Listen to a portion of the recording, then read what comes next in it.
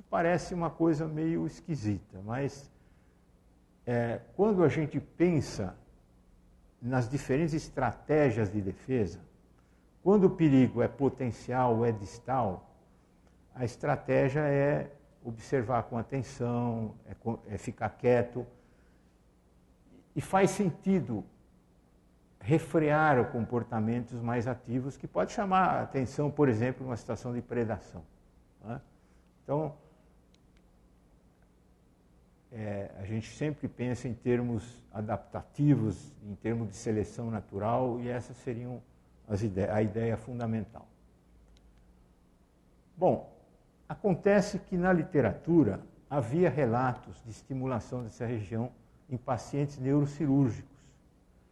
E um deles foi realizado por este grupo norte-americano, em que mostrava sensações de terror, medo, aversão, sensação de morte iminente e alterações autonômicas, neurovegetativas importantes, ventilatórias e, às vezes, dor e parestesias. E apresentando esse trabalho no Instituto de Psiquiatria em São Paulo, um psiquiatra, que depois se tornou diretor desse instituto, etc., não sei se é atualmente, Valentim Gentil, falou, olha, isso aí lembra um ataque de pânico. E foi aí que eu comecei a falar hiperaquidutal e pânico. Como mostra a importância disso que se chama hoje de translacional. Quer dizer, o contato da pesquisa básica com a clínica. Né? E eu acho que não é só translacional, porque o pessoal fala translacional da bancada para o leito. Do leito para a bancada também.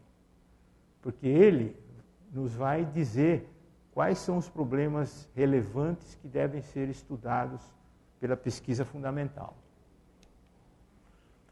E não era só em nível de animal de laboratório que havia contradições a respeito da serotonina. Por exemplo, 2 ensaios clínicos pareciam paradoxais.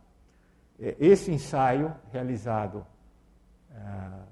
creio que na Dinamarca, mostrava que em pacientes com transtorno de ansiedade, que depois se chamou generalizada, um antagonista dos receptores 2A da serotonina, que é a ritanserina, tinha um efeito ansiolítico comparável a um benzodiazepínico, a um Lexotan, Valium, etc. Agora, no laboratório de John William Deakin, nós tratamos ele por Bill Deakin, né? Eles verificaram, e até foi o Francisco Guimarães que fez uma análise retrospectiva dos achados, né? Que separando os pacientes com transtorno do pânico, a ritanserina agravava. E aí que nós reunimos os nossos esforços, porque o Bill Deakin, ele já tinha proposto um esquema que não tinha essa parte aqui, mas ele tinha proposto que esta via do mediano da Rafa hipocampo estaria envolvida com a resiliência, a capacidade de suportar a adversidade crônica, cuja falência leva à depressão. E que essa outra via estaria envolvida com a ansiedade. E a contradição que ele procurava resolver é que, nesta ocasião, as teorias de serotonina e ansiedade diziam que a ansiedade estava ligada a um excesso de atividade serotonérgica e a depressão a uma falta. Só que os pacientes não liam os livros direito e apresentavam depressão e ansiedade com muita facilidade, né? Aí ele procurou sair dessa, propôs, não, são vias diferentes, o negócio é outro e tal. E aí eu acabei convencendo ele a colocar essa terceira aqui. Não, mas essa aí inibe o pânico. E ficou a tal da hipótese de Deakin-Greff, né? 2 publicações. A primeira, né, foi a original, no Journal of Psychopharmacology, a convite do novo editor, que é o David Nutt, atualmente muito famoso, né? E por que ele convidou? Porque o jornal estava tão ruim que tinha perdido a indexação. Então ele queria dar uma melhorada. Falou assim, vê se vocês põem lá, eu transformo ele em target article. Aí eu mando para os formadores de opinião, as pessoas vai para criticar o teu trabalho e tal, vai ter impacto. Bom, aí a outra foi já uma espécie de 1096, já a participação do Francisco Guimarães, da Telma, já tinham testes da hipótese, né?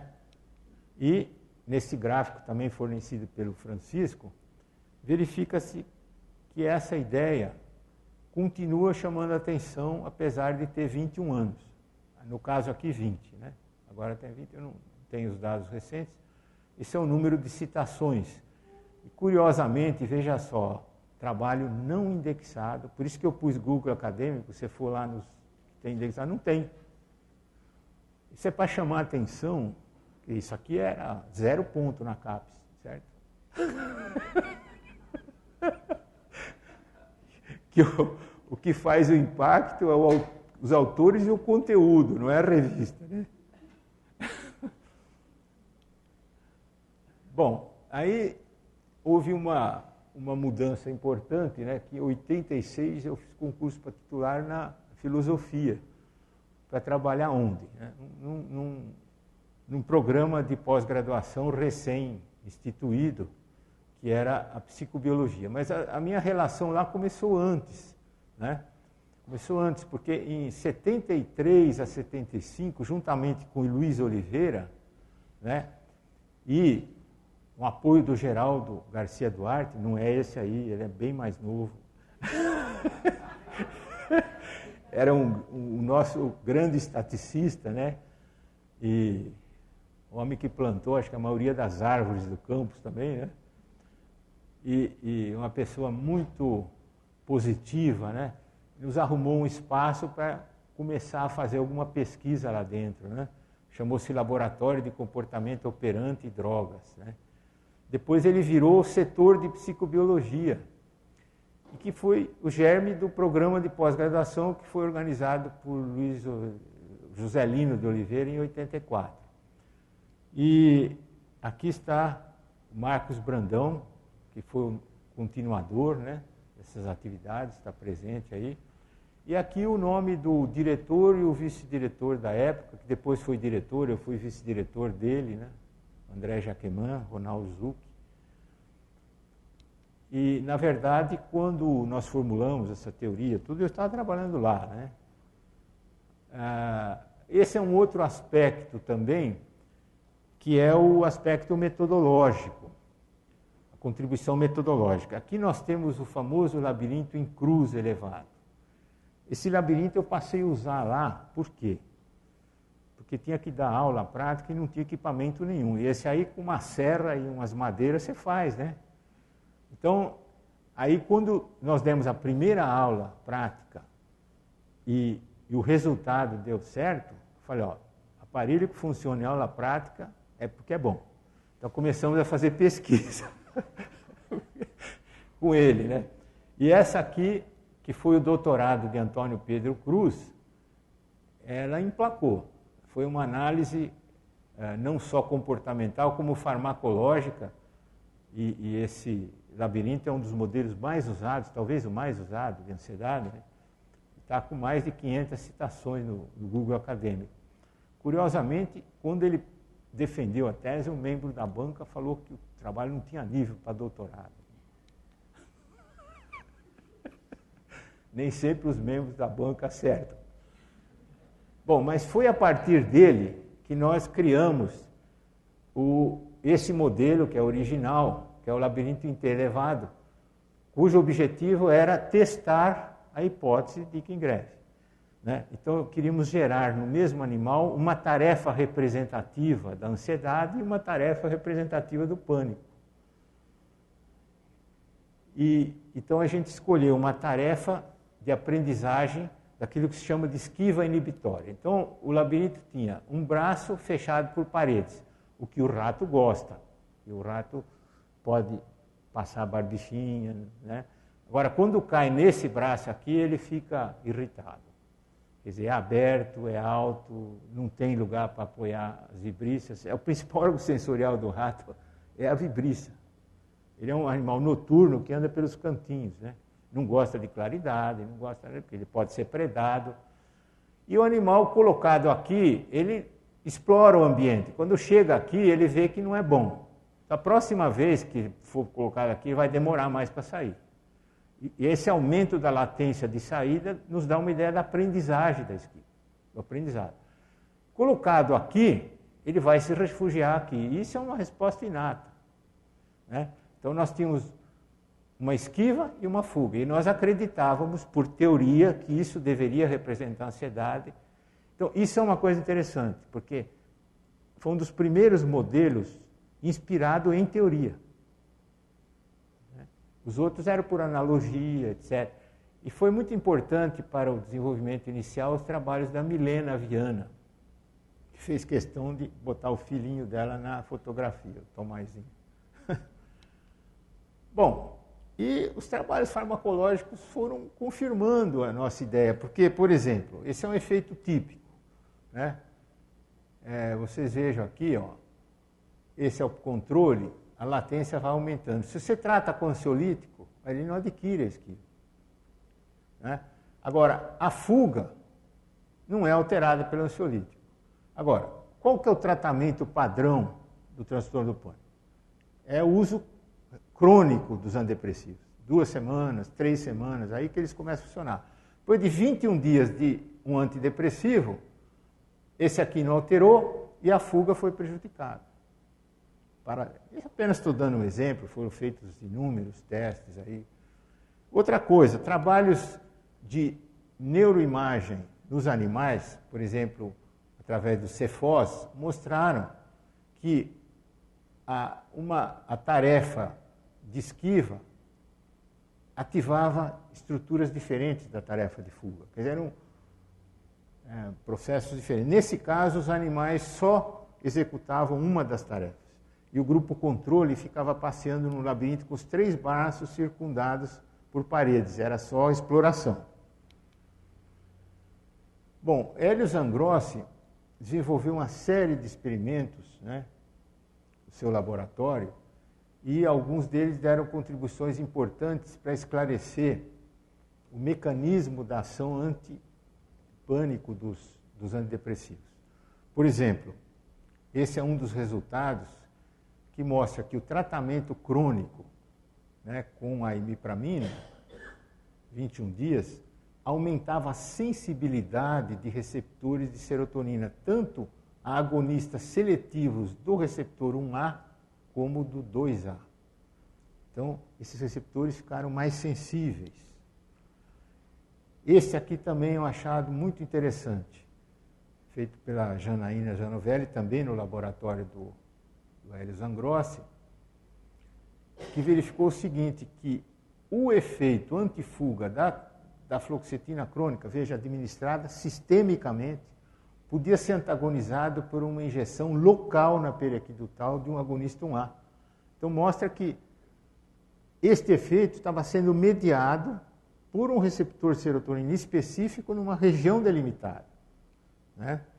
Tudo isso levando a essa sugestão de que os antidepressivos suprimem ataques de pânico por amplificar a inibição de neurônios da matéria cinzenta periaquital que comandam a fuga. E essa inibição é exercida pela serotonina. Um outro aspecto da minha carreira foi a interação com a psiquiatria, né? E ela se iniciou, houve em duas fases, né? A primeira foi quando o professor Zuardi e eu procuramos a Marisa Mazoncini, que era então diretor clínico, e falou, será que não dá para arrumar uma sala para a gente fazer um laboratório experimental aqui dentro? E ela arrumou, né? Então, aí começou a pesquisa lá dentro. E mais recentemente, né, entre 99 e 2010, a convite dele, eu fui auxiliar o pessoal a recuperar o programa de pós-graduação e, durante as coordenadorias da professora Edna Marturano e a Cristina Del Bem, a avaliação evoluiu de 2 para 6. E, entre outras coisas que se faz nesse laboratório, uma delas era o teste da simulação do falar em público. A simulação de falar em público, ela provoca aumento de ansiedade ou medo em todo mundo, independente do traço de ansiedade. Eu, por exemplo, aqui estou quase em pânico. Vocês podem notar. E ela tem um perfil farmacológico diferente de modelos que provocam ansiedade. Ela provoca um medo. E nós achamos que esse medo poderia ser um modelo de pânico. Eu não vou mostrar todas as evidências aqui, porque, olha, só um parênteses, né? Nem aqueles ratos que estavam fugindo estavam em pânico, nem as pessoas que falam em público ficam em pânico. A ideia é a seguinte, que este tipo de desafio mobiliza mecanismos neurais que estão perturbados no transtorno do pânico, estão disfuncionais, né? E por isso que ele serve como modelo. E uma das coisas que a Cristina verificou na sua tese de doutorado foi que, primeiro, isso aqui seria o comportamento desse índice de ansiedade do indivíduo controle. Ele chega lá, toma contato com a situação, aqui ele recebe uma instrução. Deixa eu voltar um pouquinho.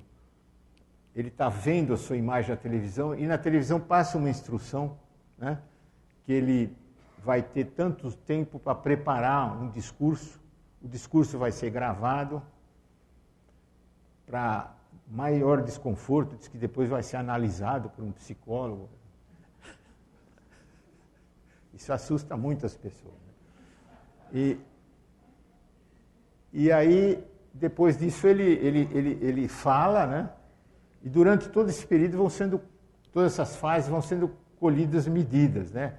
Então, medida inicial, aqui ele recebe as instruções, ele já fica mais ansioso ou com mais medo na fase de preparação, quando ele está falando, e depois isso vai atenuando. E ela fez comparação com um grupo de pacientes com transtorno do pânico. Verificou, primeiro, tinha um nível de ansiedade inicial muito alto. Porque o transtorno do pânico é caracterizado por ataques de pânico, que é uma situação dramática, né? Com todas aquelas manifestações que eu já falei, sentimento de morte iminente, terror, dura pouco, mas assusta muito. O indivíduo começa a ter esses ataques de forma imprevisível, ele fica com muito medo, ansioso, com ansiedade antecipatória, que é o que está vendo aqui, ó. Já chega com um nível de ansiedade muito maior. Ele tem isso constantemente. E também